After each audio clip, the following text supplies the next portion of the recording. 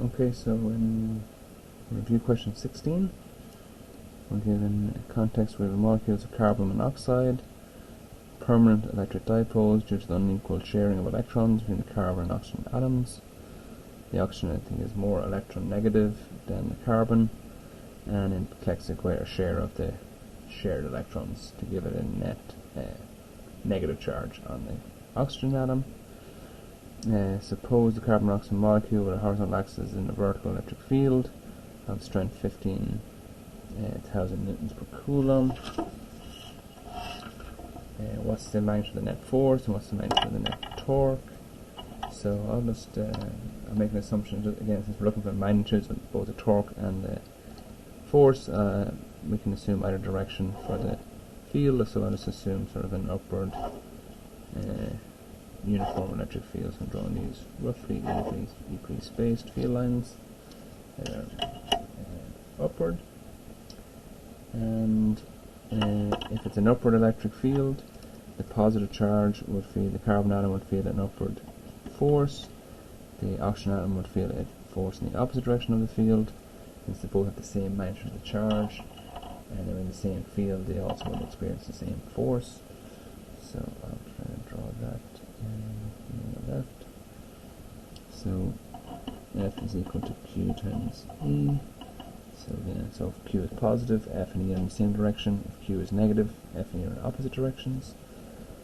So if you want to calculate the size of that force magnitude would be 3.4 by 10 to the minus 21 coulombs times 15,000 newtons per coulomb. You get a force of 5.1 by 10 to the minus 17 newtons. So again, the force on the carbon atom by the electric field will be exactly the same magnitude and opposite direction of the force on the oxygen atom by the electric field. So the net force is 0.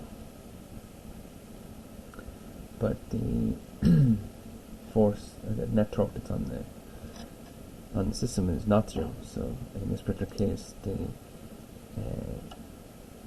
for an upward electric field, there will be a tendency for this molecule to rotate in a clockwise fashion, and basically to align itself with the electric field. I'll choose to find the net torque. Torque, going back to 114, is or F sine of phi. And in this case, I'm going to choose the carbon atom to be the axis of rotation.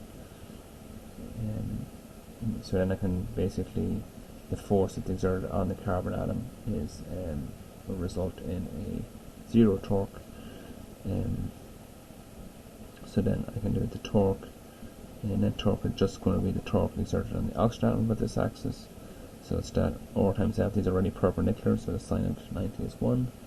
So I just have to multiply the distance between the two, which is 0.111 nanometers. So that's, 10 to the minus 9 meters times the force I calculated above. And that gives you a net torque of 5.6 by 10 to the minus 27. 10 to the minus 27 newton meters.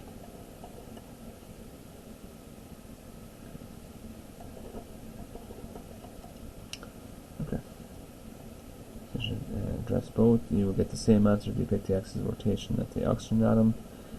You get the same answer also if you pick an axis of rotation in the middle, but you have to solve for 2 torques. In that case, the torques would have the same sign, and so it's sort of convenient to pick the axis of rotation of the carbon atom, since it allows me just to calculate the torque just due to one force.